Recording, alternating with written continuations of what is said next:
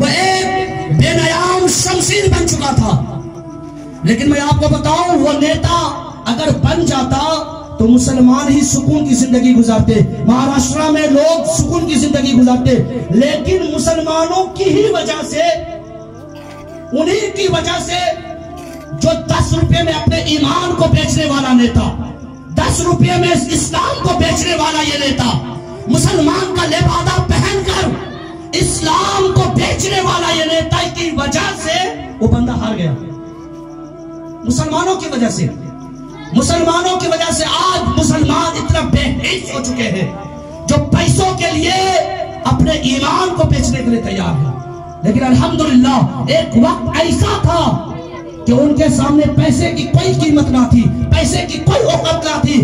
پیسہ لاکھوں نہیں بلکہ پوری حکومت پیش کر دی جاتی, اس کے باوجود بھی وہ اپنے ایمان کو بیچتے نہیں.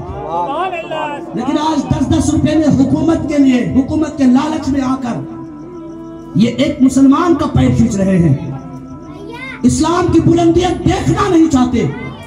ایسے بدبخت اور کم نصیب لوگ گھوم رہے ہیں معاشرے, ایسے لوگ معاشرے میں آ چکے ہیں.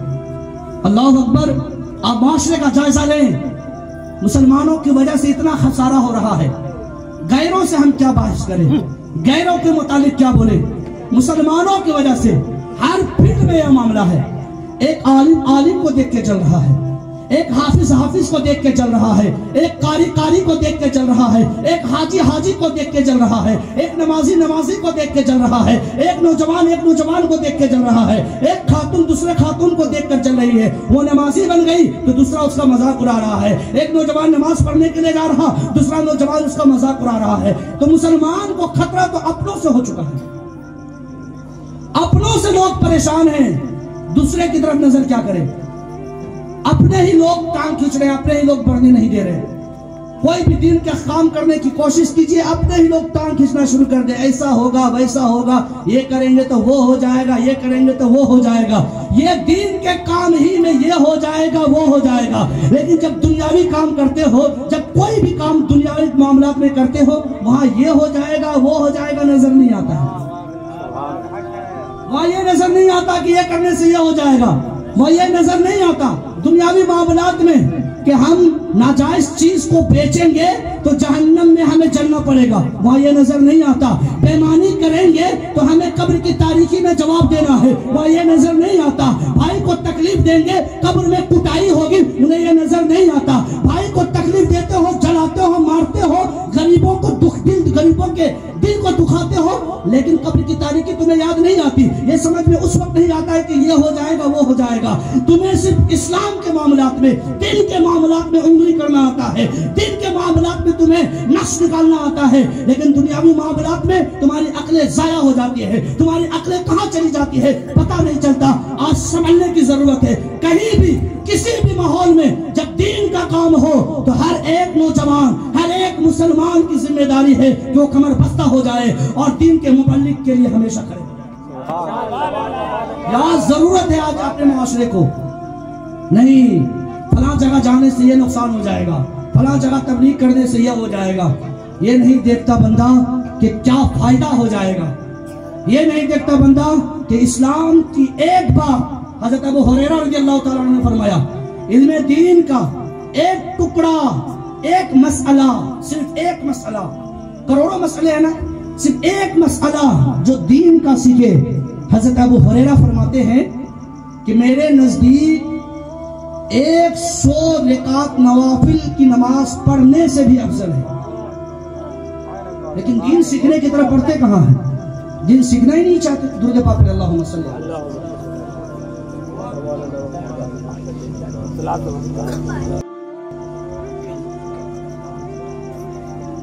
امتیاز جلیل نام ہے, 21,061 ووٹ سے جو ہے وہ ہار گئے. اور جب مسلمانوں کو اس کے خلاف میں جو تعداد تھی نا, لگ بھگ 14 سے 15 کینڈیڈیٹ, 14 سے 15 کینڈیڈیٹ, ان کی وجہ سے ایک مسلمان ہار گئے. اور اس کی وجہ سے صرف وہاں نقصان نہیں بلکہ مہاراشٹرا میں اگر کسی مسلمان کو بھی اگر تکلیف ہوگی تو دنیا کے ہر ایک مسلمان کو تکلیف ہوگی. کہیں بھی دیکھیں تو ایک مسلمان کی وجہ سے دوسرا مسلمان پریشان ہے. مسلمانوں کی وجہ سے جو ہے ہم یہاں کی جو حکومت ہے، ہندوستان کی حکومت کو ہم کیوں خراب کہیں؟ ہم تو خود خراب ہے نا۔ اگر ہم بانمازی ہوتے، ہم مسجد سے اپنا تعلق رکھتے، تو جو امام کہتا، جو عالم کہتا، جو مبلغ کہتا، تو آپ وہی کرتے نا۔ اگر آپ حقیقی نمازی بنتے اور آپ کے رب فرامین کے مطابق اگر زندگی گزارتے، آپ حقیقی نمازی اگر بن جاتے، تو آپ تو وہی کرتے نا جو شریعت کہتی۔ آج کے متعلق علماء نے یہاں تک کہا ہے کہ اگر کوئی غیر کو ووٹ دیتا ہے نا، جس سے اسلام کو خطرہ ہے، تو اس کے ایمان پہ بھی جو انگلی آ سکتی ہے، اس کے ایمان پہ بھی انگلی آ سکتی ہے۔ جو نیتا جو اسلام کو نقصان پہنچانے کی کوشش کرتا ہے، علماء نے یہاں تک فرمایا کہ اس کا ایمان بھی جا سکتا ہے ووٹ دینے کی وجہ سے۔ ہر ایک عام لوگوں کی بات کر رہا ہوں، نیتا کو تو چھوڑ دیجئے۔ عام لوگ اگر کسی غیر کو ووٹنگ دیتا ہے تو اس کا ایمان خطرے میں ہے، کیونکہ اس کی وجہ سے اگر وہ جیت لیتا ہے تو اسلام کو نقصان پہنچتا ہے۔ اسلام کیونکہ غیر جو یہ حکومت ہے، یہ اسلام کو ہمیشہ جھکانے کی کوشش کرتے ہیں، تو مسلمان اگر اس میں آتا ہے تو اس کا ایمان کا بھی خطرہ ہے۔ میں اس میٹر پہ بات کرنا نہیں چاہتا، لیکن میں آپ کو یہ سمجھانا چاہتا ہوں، اپنے ایمان کی حفاظت کیجئے، اپنے اعمال کو صحیح کیجئے، اس لیے کہ قبر کی تاریکی ہوگی، کوئی دیکھنے والا نہیں ہوگا، کوئی پوچھنے والا نہیں ہوگا۔ آپ اپنے بھائی کے لیے جو قربانیاں پیش کرتے ہیں، اپنے بال بچوں کے لیے جو قربانیاں پیش کرتے ہیں، یہ آپ کا بچہ بھی قبر کی تاریکی میں آپ کو اتار کر بھاگ جائے گا، 1 منٹ کے لیے کھڑا نہیں ہوگا۔ فاتحہ پڑھنے نہیں جانتا ہے، فاتحہ آپ کے لیے کیسے پڑھے گا؟ قرآن پڑھنا نہیں جانتا ہے، آپ کے لیے قرآن کیسے پڑھے گا؟ آپ کا یہ بچہ جو ہے آپ کو چھوڑ کر بھاگ جائے گا، آپ کا نوجوان بچہ قبر کی تاریکی میں اتار کر بھاگ جائے گا، جس کے لیے آپ نے اپنی جانیں قربان کر دی، اپنے 24 گھنٹوں کو آپ نے مصروف رکھا۔ ایسے بچے بھی آپ کا ساتھ نہیں دیں گے، تو آپ کے ساتھ قبر کی تاریکی میں جائے گا کون؟ کون آپ کی مدد کرے گا؟ کون آپ کو پوچھے گا؟ تو آپ کا وہ اعمال ہی ہے نا، آپ کی وہ نیکی ہی ہے نا جو آپ کی قبر کی تاریکی میں آپ کے کام آنے والی ہے، وہ نیکی ہی ہے نا جو آپ کو پریشانیوں سے بچانے والی ہے، وہ نیکی ہی ہے نا جو قبر میں جو عذاب نازل کیا جائے گا اس عذاب سے آپ کو بچائے گی، یہ نیکی ہی ہے۔ ہو سکتا ہے کہ اللہ رب العزت اس بیان کے ذریعے آپ کو ہدایت دے دے۔ بنی اسرائیل کا ایک بندہ جو میں نے بیان کیا تھا، عیش و موت کی زندگی گزارنے والا وہ نوجوان، اور اتنا شریر وہ نوجوان جس سے اس کا دوست بھی پریشان ہو گیا، وہ دوست بھی پریشان ہو گیا جو اس کے ساتھ مل کر گناہ کرتا تھا، وہ دوست بھی پریشان، محلے کے ایک ایک فرد پریشان، ہر ایک ایک بندہ اس سے پریشان ہو چکا تھا۔ تو محلے والوں کے مشورے سے اسے گاؤں سے باہر کر دیا گیا، محلے سے باہر کر دیا گیا۔ حضرت موسیٰ علیہ السلام کا وہ دور تھا، حضرت موسیٰ علیہ السلام کا وہ دور تھا، وہ نوجوان کو باہر کر دیا گیا۔ تو وہ نوجوان جب اکیلا پڑ گیا تو وہ سوچنے پہ مجبور ہو گیا کہ میرا نفس مجھے اتنا زیادہ گمراہ کر دیا کہ اب محلے کا کوئی بھی فرد مجھے برداشت نہیں کر پا رہا۔ وہ نوجوان سوچنے لگا کہ میرے نفس نے مجھے کس طرح گمراہ کر دیا ہے۔ آخر کار وہ نوجوان رب تبارک و تعالیٰ کی طرف مائل ہوا۔ کس طرح مائل ہوا؟ اللہ کی طرف مائل ہوا۔ کس طور پر مائل ہوا؟ اللہ تبارک و تعالیٰ سے فریاد کرنے لگا، مولا کہ اب میرا کوئی دوست نہیں۔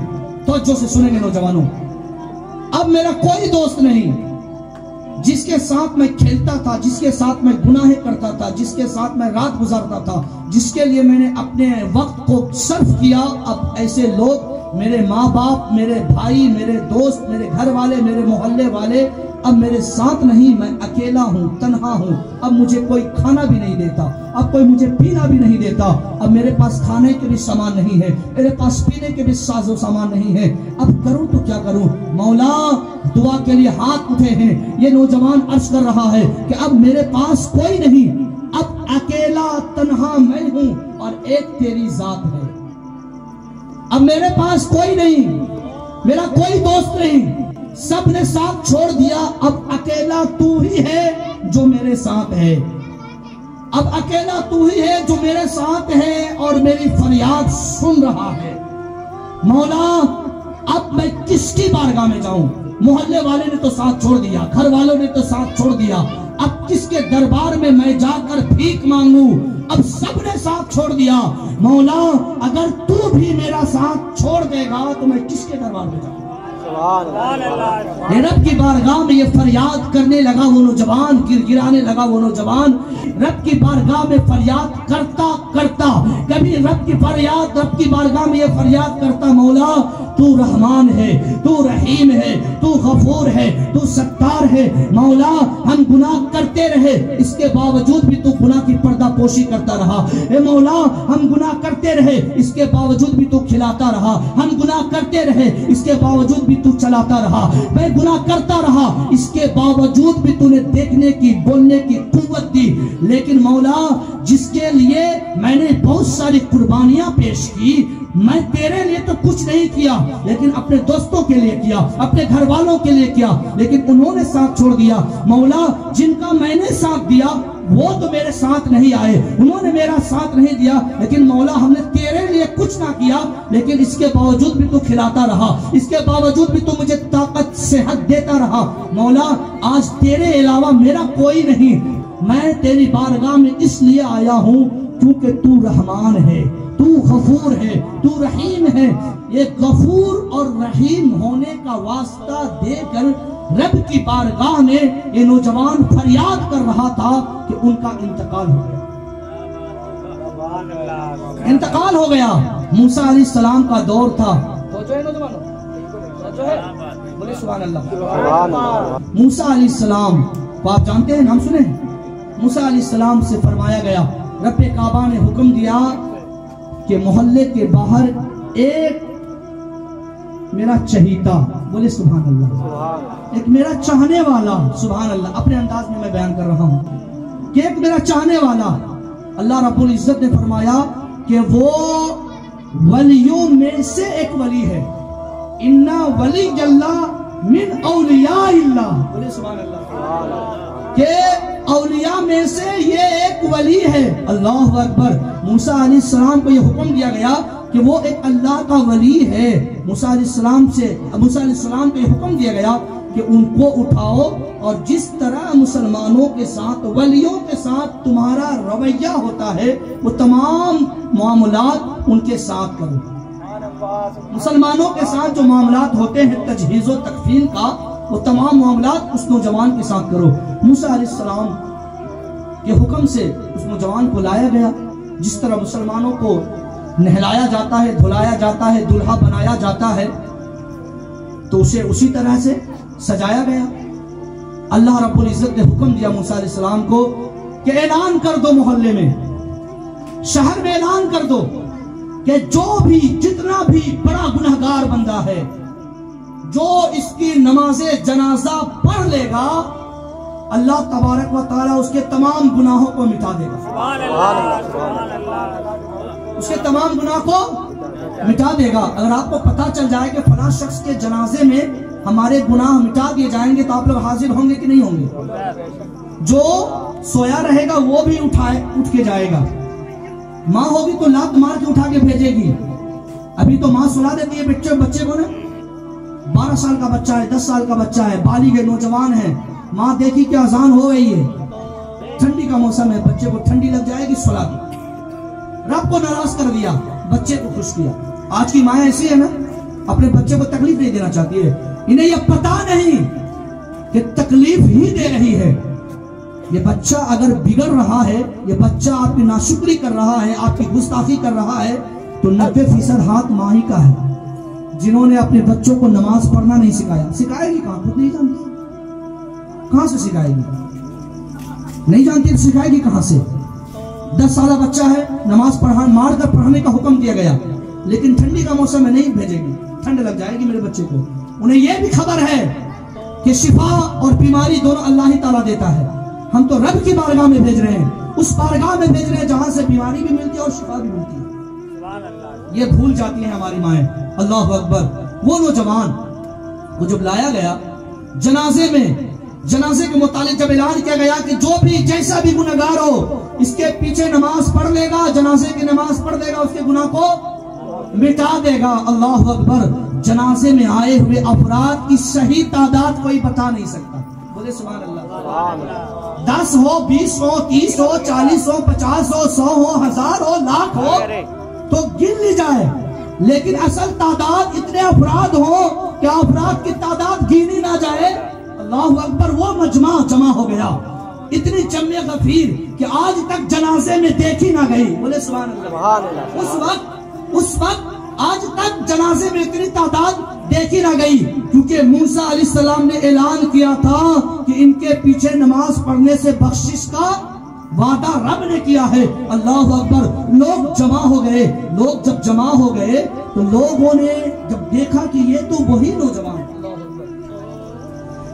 وہی نوجوان جسے ہم نے مار کر، ڈھکیل کر، دھکا دے کر محلے سے باہر کیا تھا، لوگ تعجب میں پڑ گئے نا کہ جسے ہم نے بھگایا، کھلم کھلا گناہ کرنے والا یہ بندہ، اس کھلم کھلا گناہ کرتا، اب اس کے پیچھے اس کے جنازے کی نماز پڑھنے سے بخشش ہو جائے۔ تعجب میں لوگ تھے۔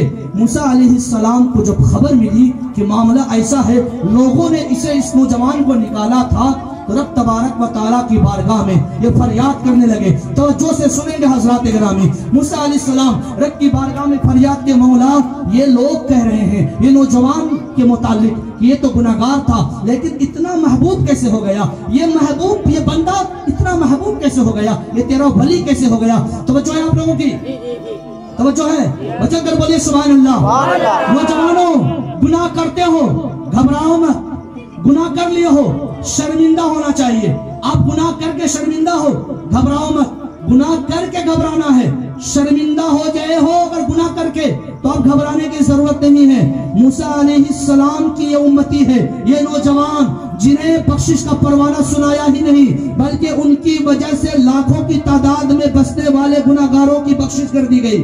موسیٰ علیہ السلام فریاد کرنے لگے، مولا بتا تو صحیح یہ نوجوان کی بخشش کی وجہ کیا ہے۔ تو رب کعبہ فرماتا ہے کہ یہ وہ نوجوان بندہ ہے کہ اس کی ادا کو میں نے اتنا پسند کیا ہے، اتنا پسند کیا ہے کہ اگر یہ اپنی دعا میں پوری دنیا کے مسلمانوں کی بخشش کی دعائیں کرتا تو میں تمام کے تمام دنیا کے گناہگار بندوں کی بخشش فرما دیتا، اس لیے کہ اس نے مجھے رحمان کہہ کے پکارا ہے، مجھے غفور ہونے کا واسطہ دیا ہے، رحیم ہونے کا واسطہ دیا ہے۔ اگر آج بھی کوئی نوجوان میرے نبی کی امتی میں سے اگر کوئی نوجوان صدق دل سے گناہ کرنے کی وجہ سے شرمندہ ہو جائے اور رب کی بارگاہ میں فریاد کر لے تو قسم خدا کی میرے نبی نے فرمایا التائب من الذنب کمن لا ذنب لہ، کہ گناہ کرنے والا صدق دل سے توبہ اگر کر لے تو وہ ایسا ہی ہو جاتا ہے جیسے کہ ماں کی پیٹ سے۔ اللہ تعالیٰ اسے پاک و صاف کر دیتا ہے، اس کے نامہ اعمال سے گناہوں کو مٹا دیتا ہے، وہ ایسا ہو جاتا ہے جیسے کہ اس نے کوئی بھی گناہ کیا ہی نہ ہو، کوئی بھی گناہ کیا ہی نہ ہو۔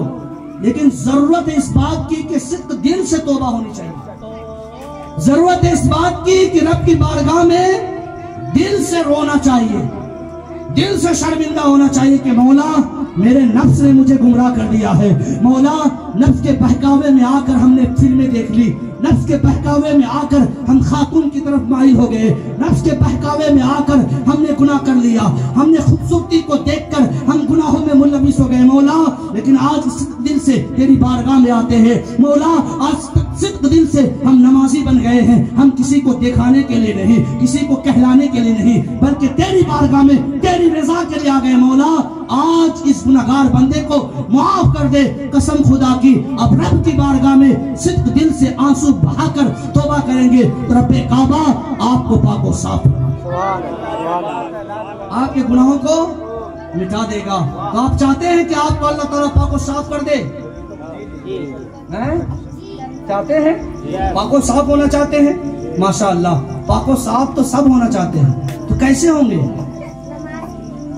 نماز پڑھنی ہوگی، صرف نماز ہی نہیں بلکہ آپ کو اپنے عقیدے کو درست کرنا ہوگا، آپ کو اپنے عقیدے کی درستگی کرنی ہوگی، تبھی آپ صحیح معنوں پر آپ کا دل جو ہے صاف ہوگا، آپ پاک و صاف ہوگا۔ سمجھ گئے آپ لوگ؟ امید کرتے ہیں آپ لوگ سمجھ گئے ہوں گے۔ جو بھی میں نے کہا، جو بھی آپ نے سنا، کسی بھی طرح کی کہنے میں ہماری ماں بہنوں کو یا ہمارے بچیوں کو یا بچوں کو یا نوجوانوں کو یا بڑھوں کو، جتنے افراد نے میری گفتگو سنی، کسی بھی طرح کی غلطیاں خامیاں سہون یا قصدن نظر آئی ہو تکلیف ہوئی ہو تو درگزر کرتے ہوئے ہم سب مل کر اللہ کی بارگاہ میں توبہ کرتے ہیں استغفر اللہ